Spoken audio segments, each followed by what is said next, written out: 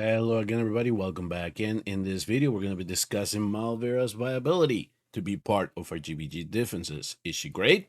Will she carry us? Let's talk about it.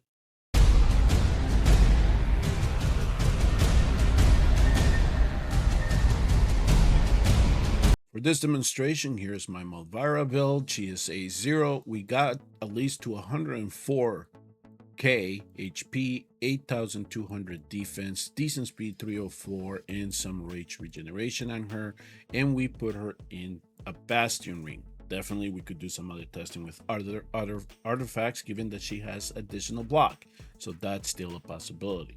But some of the things that make her intriguing for GvG has to do with her resentment stacks, because it allows her to reduce the incoming damage that she's taking in. She already comes in with 3 when she is deployed.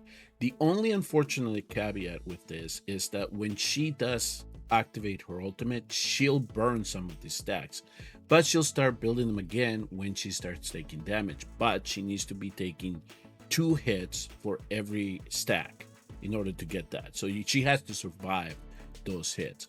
Then, of course, the other thing that makes her even more intriguing is the fact that she does have an unyielding that lasts for 6 seconds. And this then recycles after a minute. Not only that, she has the Spirit Shield passive, where a shield can be put on her, adding a little bit more survivability. So I decided I'm going to set up a defense with her, and somebody else from my guild also set up a defense just for us to test her as a front tank. Can she actually handle the punishment? Can we rely on her for that? The first clip that I'm going to show you is the one that my guildmate Gort from the Rising Horde was able to collect. And essentially what he decided to do is he is going to send his level 7 slaughters right at her, just to see if she could bring her down right away. Kind of like Gun. This is kind of tactic that we usually utilize in Gun, especially if she does not have very good protection. So here you can see. Now, here's the thing that we need to notice already. There is a conflict with Lily's passive. So here we thought, okay, she triggers her unyielding. Now she has 6 seconds. If she can't recover within those 6 seconds, she has Lily as a backup. No, unfortunately, the way that things are coded is that when she receives a fatal damage hit in this pair up, both her unyielding and Lily's passive is proccing. So right away, because we see Lily's bubble forming, and we also then on top of that see her bubble forming with the unyielding, she's already right now her unyielding is wearing off, and here comes the second set. So all the ultimates are pretty much washed out. So I'm gonna let this play at its regular speed. So now he's gonna send the second set. There is no protection on her anymore, right? So there, she's down for the count. And unfortunately, that was because of that play between those two. But when we started thinking that she would then be able to get that damage reduction, then we thought maybe she has a greater chance of survivability. There is certainly something off here in terms of she able to take those hits. So she's not as stubborn as Procure, at least from this first illustration. Here in the second one, what I did is I went and looked at his defense, Gort's defense, and he had Lily also in place. So I just sent Ma in just to see how the behavior would work with Ma. So here is I do my first impalement, and one of the things that is already, you see all those little heals proc. That has to be Lily's passive, okay? Because we see the purple bubble as well. Not only that, you see the green bubble. That's what I was saying. The yielding already procced as well. So now it's just a race against time for her to try to heal, to try to get resentment stacks, to try to make sure that she does take, she's no longer able to take that damage. But it's just we were able to take advantage of it. And see how we timed the ultimate here. So we had her burn those resentment stacks. So we did a little bit of damage, and there she goes down. It's just, it was too simple to time things, right? And we didn't really give her an opportunity to recover from that. Now, you're saying, okay, so you use Lily.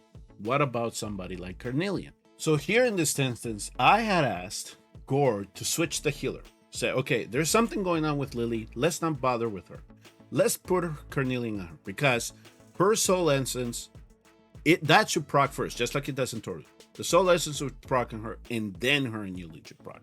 Now, this piece here, this video, this little clip that I collected here, is what's gonna thoroughly convince me that Malvira as a front tank, somebody that can beat in the trenches, is not somebody that we're gonna be able to rely on, unfortunately. So here we go. Essentially, here she burns her ultimate. So I'm making her rebuild those stacks again, right? So now she's from 3 down to 0, and then when the Fool here does do an attack, now she gains 1. So there's a couple of them, but I think I'm gonna click on her here, so you can kind of see that there is at least 1 resentment stack here. But here I sent the daggers in, and yes, they're a little bit powerful. They're highly affiliated, but essentially is the daggers themselves are able to get through the soul essence. They're able to get her unyielding down. So even with everything that we see on her kit that we really thought that she would be so good in this content is really not playing out. Okay. And so I think that based on all this data, and especially with the communications that I've been having with my guild, this is not the way we're going to use her. Not somebody that can rely on the trenches. We're still going to prefer our brokers and Regulus in Cyrus's, if that's what it's coming down to.